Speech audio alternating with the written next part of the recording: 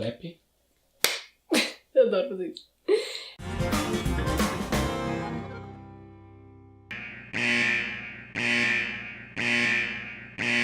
Oi, gente! Meu nome é Sara, do blog Destino Dela. E esse é o primeiro vídeo do canal, depois do vídeo da apresentação, é claro. E eu criei uma tag falando sobre livros e filmes. A tag chama Comparando Livros e Filmes /séries, né? E a tag tem o intuito de falar sobre as adaptações dos filmes, sobre os livros, né, e das séries também.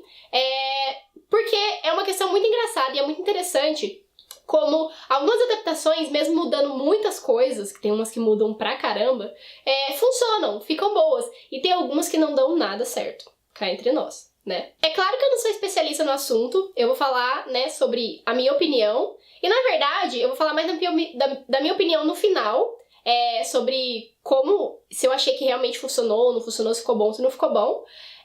Só que o intuito é, na verdade, fazer essa comparação do que tem no livro e do que tem no filme, e do que não tem no livro.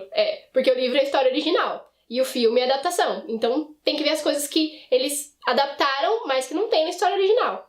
Então eu vou fazer essa comparação, falar o que tem em um e o que não tem no outro, ok? O livro de hoje é Os Delírios de Consumo de Beck Bloom. É um livro muito legal, é um livro muito bom. O filme também é muito legal. E eu vou fazer a comparação entre os dois. E o primeiro assunto é a história do E-Sharp. Não sei se vocês lembram, ou se você ainda não assistiu, depois assista, porque é muito bom. Mas a história do E-Sharp, no livro, ela é muito mais breve. O que acontece? No livro, ela quer muito um E-Sharp, que é uma E-Sharp de grife, que ela é louca por roupa de grife. E aí, o que ela faz? Ela vai pra uma reunião e ela deixa o E-Sharp reservado. E aí ela vai pra essa reunião, só que faltam $20 pra comprar o bendito da E-Sharp. E aí no meio da reunião ela tá conversando com a amiga dela, e aí a amiga dela fala assim que não tem os $20 pra emprestar, que ela já estourou todos os cartões também. E aí ela grita e fala, mas eu preciso de $20! E aí a reunião inteira para, porque ela tá numa comissão de jornalistas sobre a Brandon Communications. E aí todo mundo para. E o Brandon, que é o dono da Brandon Communications, ele tá lá na frente, e aí ele para e olha pra ela lá no fundo e fala assim, ok, mas por que você precisa de $20? Todo mundo olha pra ela. É uma vergonha alheia. Eu passei vergonha junto com ela, fiquei imaginando, gente do céu. E aí ela fala que é pra tia dela, comprar um presente pra tia dela que tá doente, tá no hospital. Ele pega e dá os $20, aí ou $20 vão passar de mão em mão até chegar nela, e depois ela manda um cartão agradecendo ele, falando, né, que agradecendo pelos $20. E aí morre a história do E-Sharp. É meio como começa o relacionamento dela com o Brandon. Mas morre aí. Não tem mais nada sobre o bendito do E-Sharp depois. No filme tem toda uma história por trás do bendito do E-Sharp. Porque ela é chamada de a garota do E-Sharp verde. O filme fala muito do E-Sharp. Tanto que quando ela entra pra trabalhar numa revista, ela tem essa coluna chamada a garota do E-Sharp verde. E coincidentemente também é o Brandon que dá os $20 pra ela, mas é numa situação diferente. Ela passa na loja pra comprar o E-Sharp, não tem os $20 e ela precisa trocar o dinheiro. Então ela chega numa barraquinha de cachorro-quente e fica enchendo o cara da barraquinha. E o Brandon tá lá pra comprar um cachorro-quente e a única coisa que ele quer é comprar o bendito do cachorro-quente e ir embora. E ela enchendo, ele pergunta pra ela por que ela precisa dos $20 e ela fala pra tia dela que tá doente. E aí ele dá. Só que mal sabe ela que ela pega e vai com esse E-Sharp, uma entrevista de trabalho que ela tem.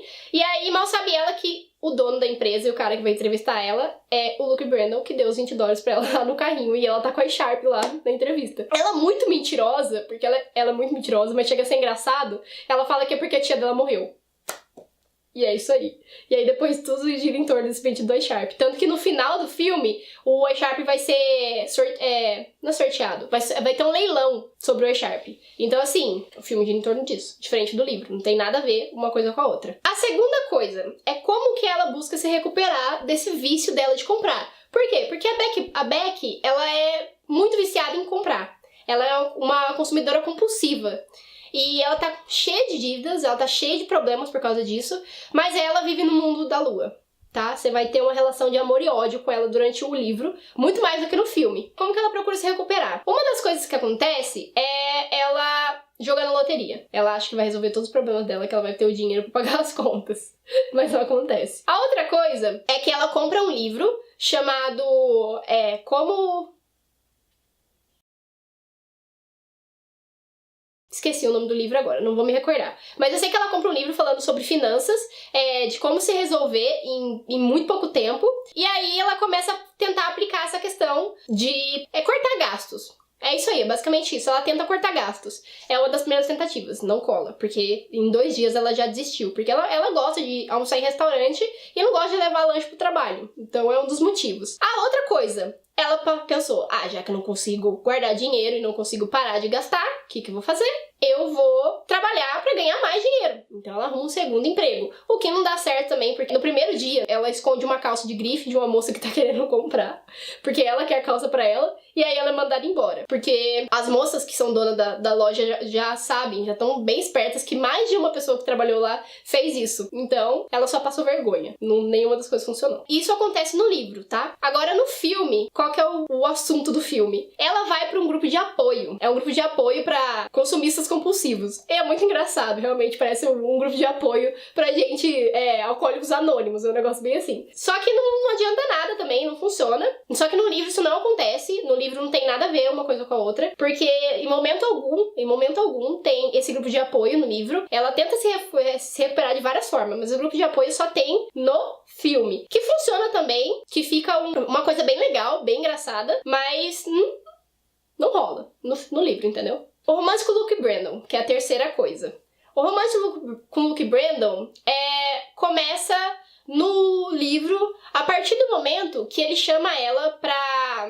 na verdade, o contato deles acontece, como eu falei, lá na reunião, que ele dá os $20 pra ela, depois ela agradece. Mas um belo dia ele chama ela pra ir ajudar ele a comprar uma mala de viagem. Vamos comprar uma mala de viagem.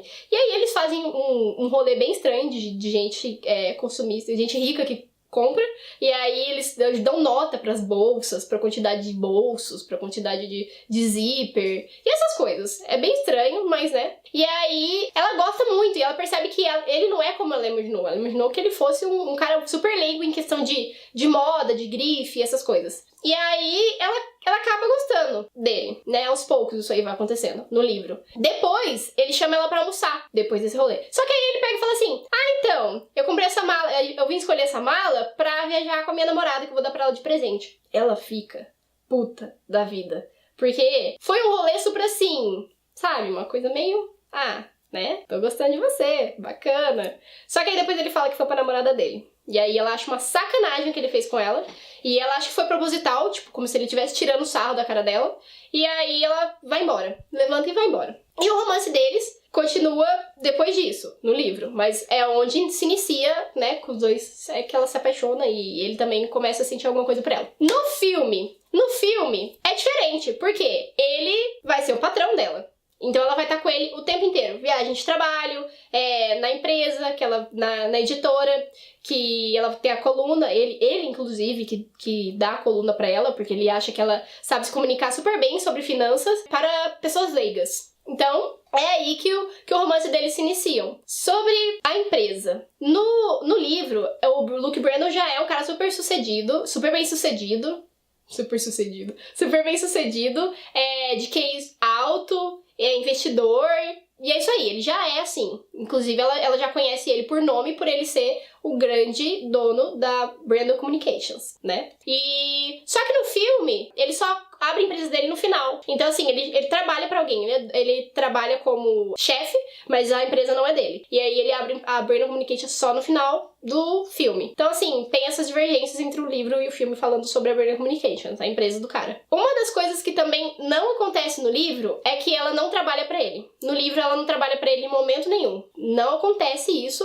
Ela trabalha pra ele só no filme. Acontece dos dois ter uma divergência em questão de trabalho, mas ela não chega a trabalhar, ela não tem coluna, ela não é chamada da garota J Sharp verde. O motivo dela ter ficado famosa é outro, que eu já vou contar pra vocês. No filme, o romance deles é o foco, o romance dos dois. Tanto que ela trabalha pra ele e os dois são sempre juntos. Então é uma comédia romântica. O foco deles é esse aí. No livro, o Luke Brandon vai aparecer mais pro final. Ele aparece algumas vezes, ela gosta dele, e ele vai aparecer mais no final, bem no final do livro, que os dois vão se relacionar mesmo. Eu passei, gente, o livro inteiro esperando isso acontecer. Vocês não estão entendendo.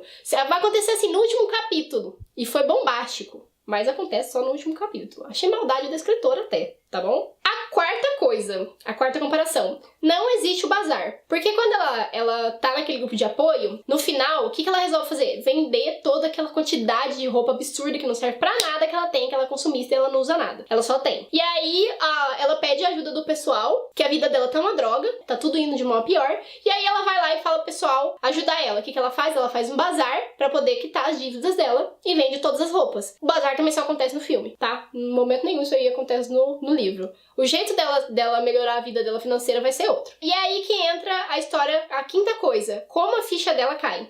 Pra ela mudar a vida dela. O que vai acontecer no filme? No filme, ela briga com a amiga dela pela questão do vestido de madrinha. É uma coisa muito importante pra amiga dela, que vai ser o casamento. E aí, ela tem uma entrevista pra ir na televisão, e ela tem o casamento da amiga. A nova responsável pelo grupo do pessoal consumidor compulsivo, ela pega esse vestido dela, meio que de surpresa, e vai lá e faz uma doação pro Merchó. E aí, ela tem que escolher entre pegar o vestido da entrevista ou pegar o vestido da amiga dela. O que era mais importante? Ela vai e escolhe o bendito do livro da entrevista. A amiga dela vê uma mendiga, uma mulher de rua, vestindo. Ela chega da entrevista bem na bad, porque deu tudo errado. O cara que é cobrador, ele aparece na entrevista dela falando que ela é uma fraude. E aí ela chega chorando pra amiga dela. E na hora que ela chega chorando pra amiga dela, a moça que é mendiga, a senhora que é mendiga, passa na rua com o vestido de madrinha da amiga dela. Ou seja, é aí que a ficha dela cai, que a vida dela só tá indo de mal a pior. Ela sendo consumista compulsiva e essa pessoa com a cabeça na lua, né, gente? Porque ela vive nas nuvens. Ela começa o negócio já achando que já deu certo. Ela comprou o bilhete da loteria e já tava assim, pensando o que ela ia fazer com o dinheiro. Ela nem tinha ganhado ainda. Ela é muito alienada. Dá um ódio, mas é engraçado ao mesmo tempo. No livro acontece diferente. O que acontece no livro? No livro a ficha dela cai quando ela tá tudo muito ruim, tá? Uma das situações ruins que acontece com ela. O que ela faz? Ela vai fazer, já que nada se resolveu, já que nada deu certo que ela tentou fazer, o que eu vou fazer? Vou comprar mesmo. Aí ela entra numa loja e compra um monte de coisa. Ela vai tentando comprar umas coisinhas, né? Mas ela sai de lá com um monte de coisa.